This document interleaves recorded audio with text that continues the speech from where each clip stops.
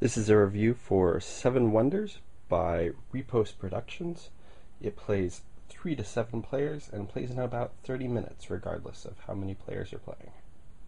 To begin the game, you're going to remove all the cards which have a player number listing greater than the number of players that are playing.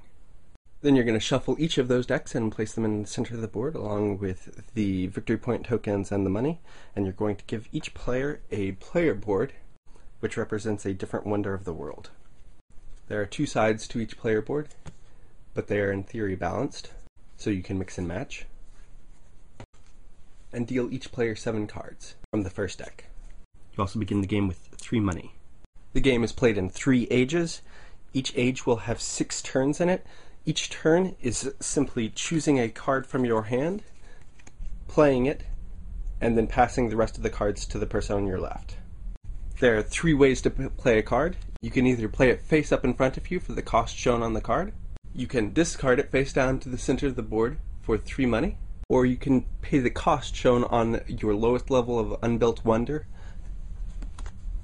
and discard the card under there to show that you've built it. These are raw resources and manufactured goods. When you build these, they are provided every turn for you at no cost. These are just victory points, which are counted at the end of the game. These are sciences. There are 3 different ones. It's a set collection.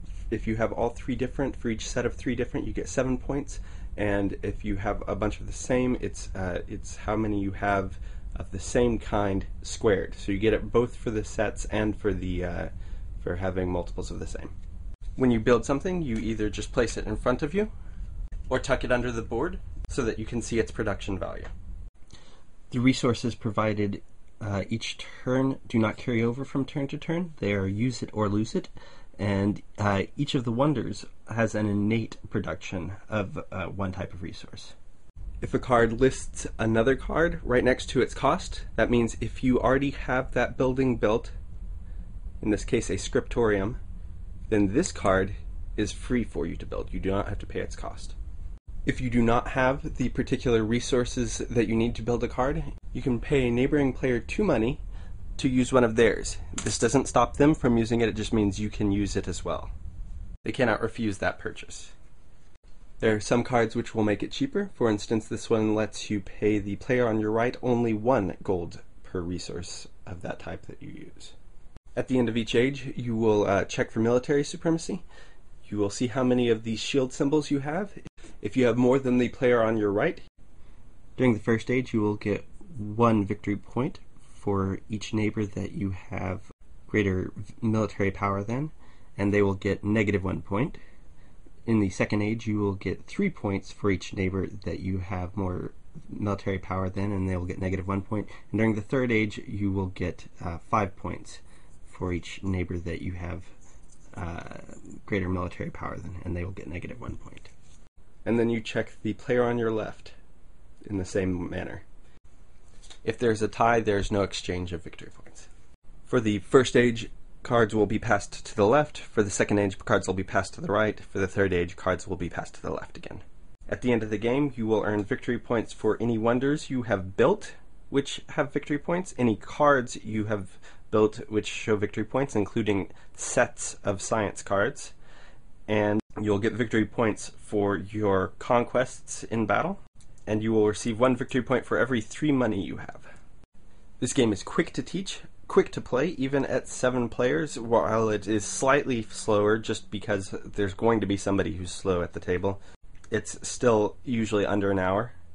Not only does the way the cards come up provide replayability, but also the various wonders and their powers.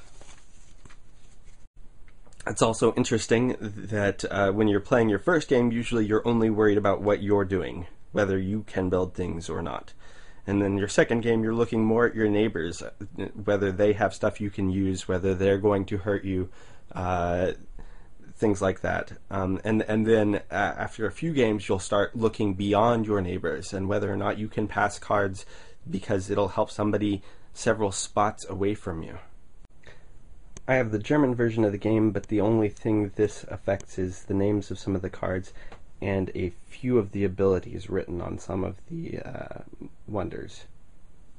When I first played this, I expected it to be a lot of hype, but this honestly is easily my favorite game of 2010 because it is interesting, constant decisions at a very low playing time, which is my favorite kinds of games.